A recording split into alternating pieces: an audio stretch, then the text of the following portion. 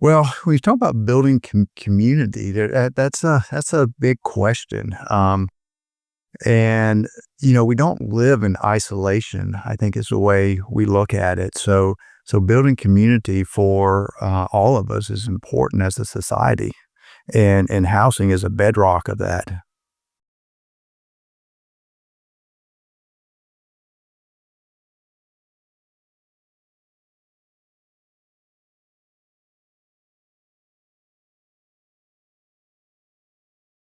Glad to be here. Thanks for having us.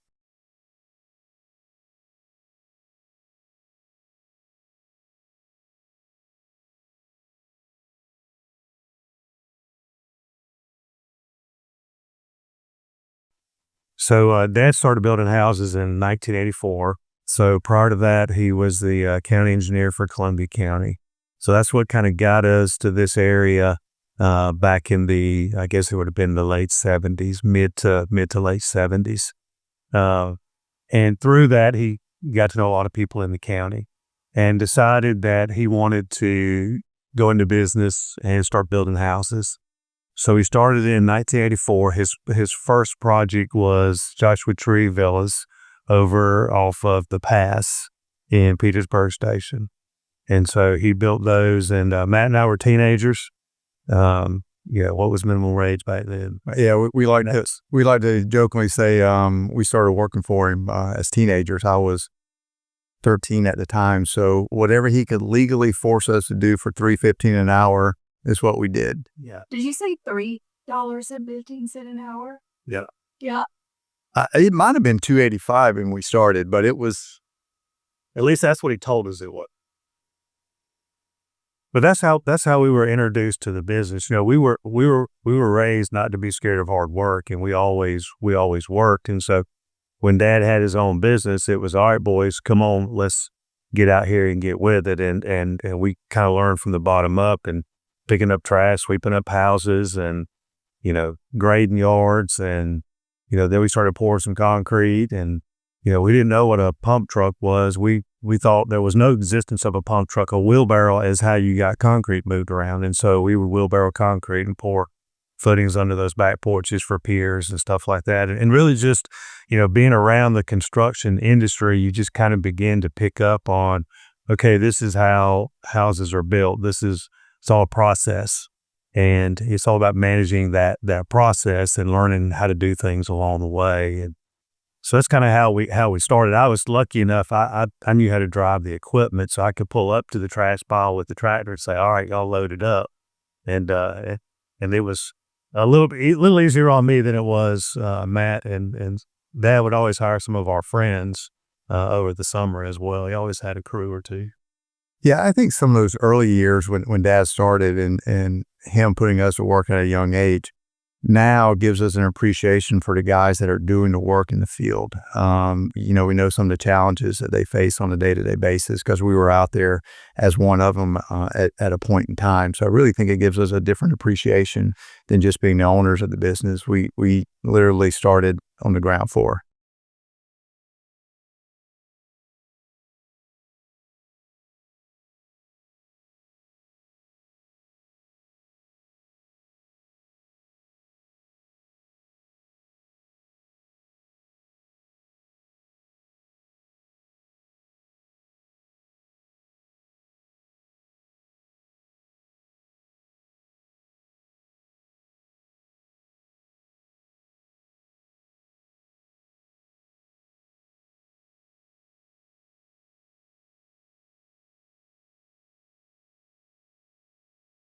I think one of the things that picking up the trash and digging the ditches taught us is we needed to go to school and finish our education. And so Mark went to Georgia Tech and got his civil engineering degree, and I went to Georgia and got a finance degree. Um, and we both pursued our own paths from there. And mine was more on the finance realm. And then when I got out of school, still really didn't know what I wanted to do. And after a couple of years, really got drawn back into the real estate side of things. And so I worked for a large European real estate group based out of Atlanta, and went back and got my master's in real estate. So I did that for 10 years. So that gave me the background on the finance side of real estate, the development side of real estate, and kind of exposure to a lot of markets. We were buying some of the largest assets around the country. So it gave me different perspective than just a local perspective.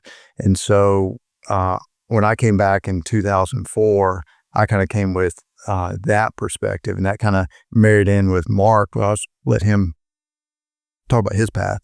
Yeah, for me, I working for Dad in high school, and then some through college, and then I began to work for civil engineering firms, summers, and then started working in engineering when I got out of college. And Dad always said, hey, you need to go get your professional license, and then if you decide you want to come back to the building business, then okay at that point. And so I went and worked for a local company, Southern Partners, for a couple of years, and then moved over to Ben Turner City Engineers. It was based in Atlanta, but I ran the office here in Augusta, and got my professional license, and Dad's like, I can't afford you now. And, it was, I really enjoyed engineering, especially with mostly what I did was water and sewer related with small to medium-sized cities all over the state of Georgia. The guest office primarily handled the east and south part of the state. And, but when Matt, we began looking and talking, and some opportunities came up, and, I was traveling 2 or 3 days a week. You had council meetings and commission meetings first 2 weeks of every month. So you're on the road doing that. And I was kind of ready maybe for a change. And so we began to talk, and some opportunities kind of presented itself. And, our skills really complement each other, with him having the finance and really a great head for business, has really helped guide us to where we are today. And in my experience in the development and construction side, it's kind of helped us stay out of the ditch maybe.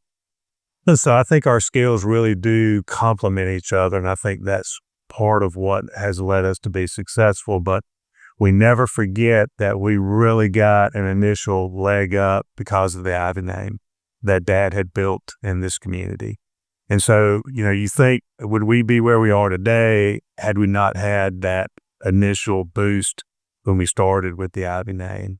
We probably would, but it would have been a lot harder to get here.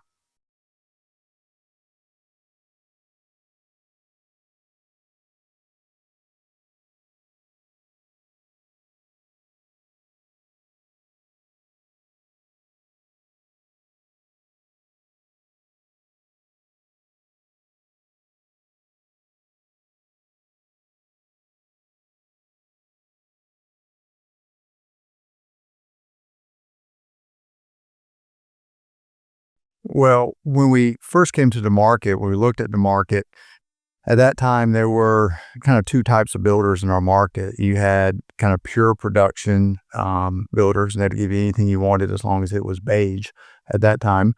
And then you had kind of semi-custom and custom builders, which built great homes, but they were building smaller volume. And a lot of times you really didn't know what your pricing was or your costs were going to be till you got to the end. And so when we looked at that, we said, well, let's try to marry the two together. Let's get the economies and the efficiencies on the production side, but let's add in a lot more personalization into the mix, but have it done in a preset, formulated way so that buyers know what they're getting, agents know what they're selling. And so we really built the system originally off of Excel to allow us to do that. So that was our goal from the beginning, is kind of marry the two of those things up when we started Ivey Homes back in 2004.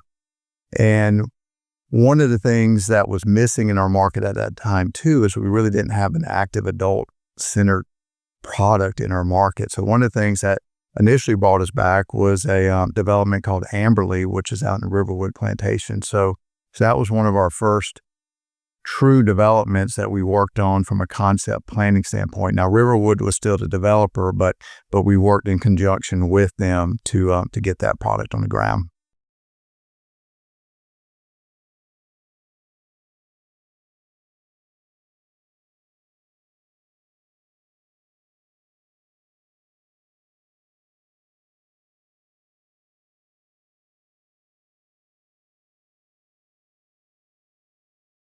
He had his own separate company, Okay. and so he was doing more of the custom stuff, and then was coaching, guiding, and knew what we were doing as well. He had part ownership in our Ivey Residential as well. But it was really, our company was more of a sister company to his. So he continued to do more of the custom stuff. He was doing 15 to 25 houses a year, kind of depending. And that's what he loved. He liked that interaction with the buyers and working with young couples trying to build their first custom home, or, working through the plan and figuring out how to get in a budget. That's what he enjoyed. And what we were trying to do was a little different. And so we chose a little bit different path. But he was still involved with knowing what we were doing and kind of coaching us along the way.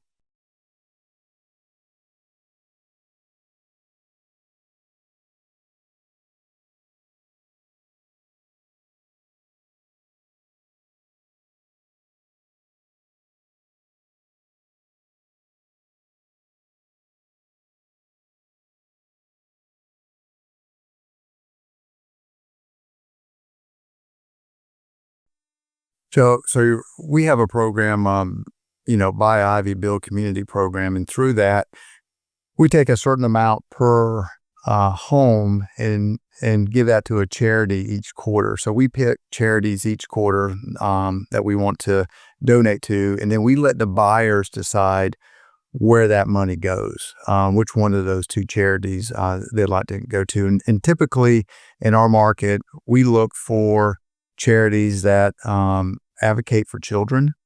Is one of our primary charities that we look for. We have a strong military presence here, so folks that support our military base, and then we do some general advocacy stuff as well when those come about. And so through that, that program generally funds about $100,000 a year just through that, and then there are a lot of other programs that we contribute to without that. But one of the things we like about that is we get those names in front of our buyers. And so our buyers can see some of the good things that these organizations are doing in our community as well. We advocate for those groups as well on our social media. So it helps not only fund into those groups, but also create awareness of what those groups are doing.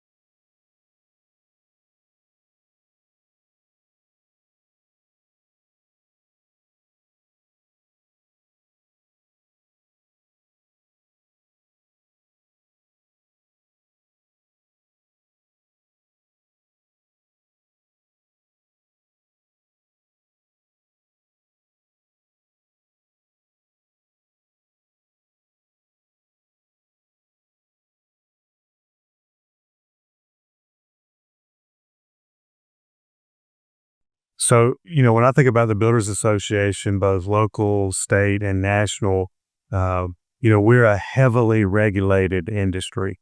And there's got to be a trade group that's out there fighting for our industry to help overcome some of the regulations that we're burdened with. We also fight heavily for affordability, for home buyers. People just say, why does this house cost so much? They don't realize what goes into that cost and how much the Builders Association fights to control the cost of home ownership. And so I think it's important as an association to really, focus on those two areas. I think that's first and foremost. And then also just the education part of the Builders Association. There's a big education component at the national level where people can learn the industry. They can learn the business side of it. They can learn the code. They can learn, all the different aspects of home building. I think that's important as well.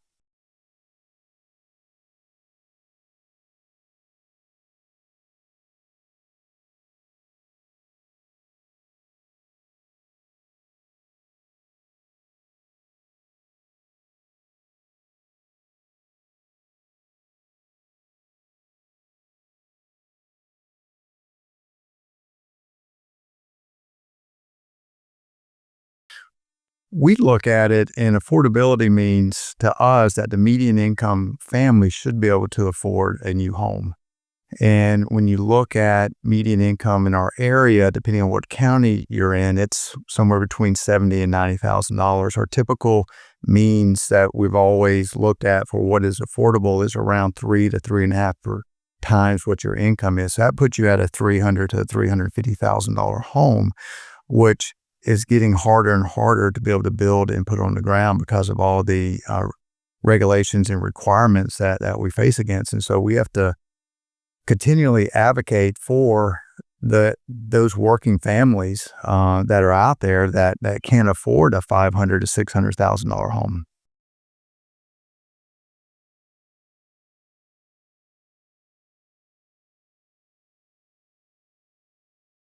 I think some of the statistics that I've seen, it's anywhere from 25 to 35% of the cost of the house is attributed towards regulations.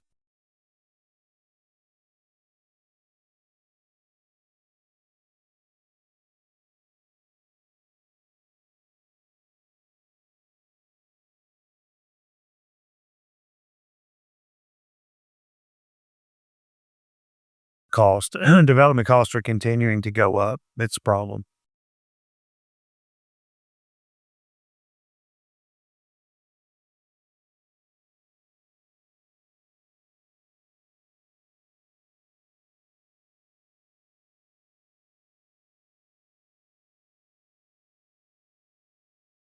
Coffee.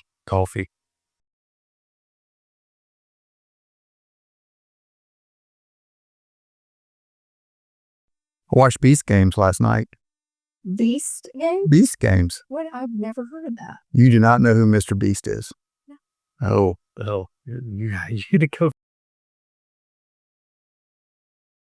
no. It's a contest where people are competing for a $5 million prize, and they have to go through various challenges along the way, and it gets cut down each time. So it's entertaining. So we just finished up watching the most recent season of Landman, Yeah. and so we've enjoyed that. So we're on the hunt for our next series to watch. So if you have any suggestions, send them all. Oh, yeah.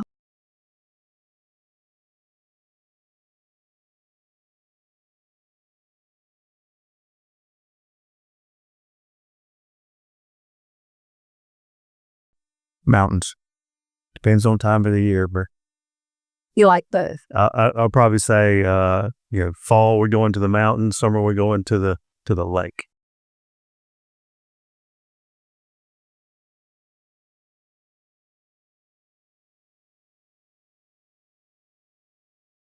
So usually when I am designing plans, there's two things I always try to incorporate in our plans: a 5-foot shower and a large kitchen pantry.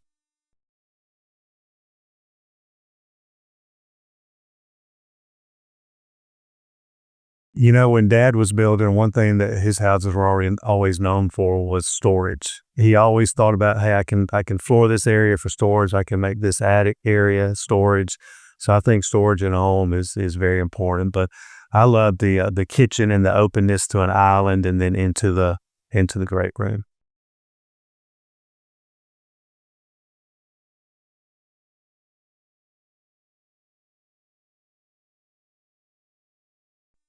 That's a good question. I think for him, it was always about the personal relationships. And that's what I think the great thing about our industry is there's so many different avenues for builders. Builders that can be his size and really continue to have those personal relationships. And then I think what we've done kind of in the middle, if you will, to create personalization with the house, and we promote all those relationships within our organization. So it's more of an organizational relationship with the buyers. So I think he would see from us that we've taken what he had started and tried to incorporate it into a larger scale organization. Yeah.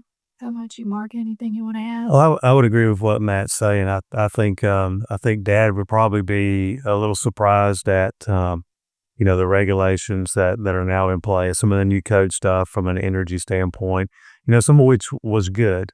But, the general process of building the house is the same today as it was when he was alive and in business. So the process is the same, but the materials and the techniques are a little different. Of course, the regulations and the burden there is much greater.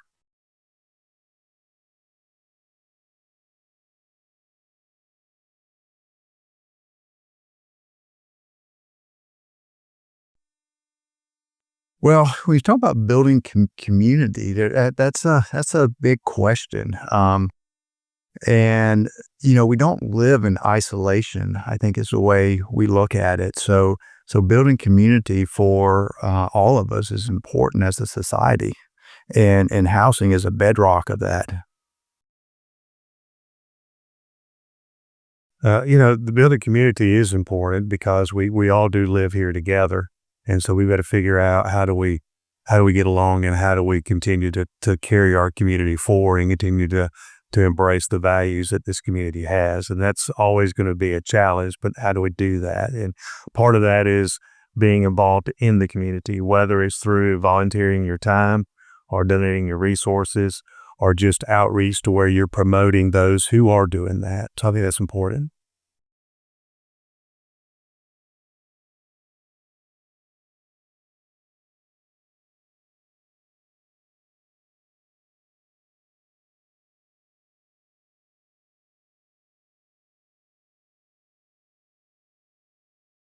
Thanks for having us.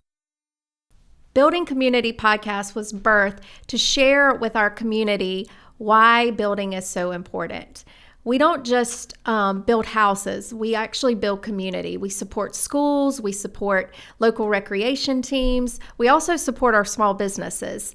The construction industry is one of the largest industries that pays sales tax, that pays property taxes in the entire country. So we really wanted to highlight why building community is so important.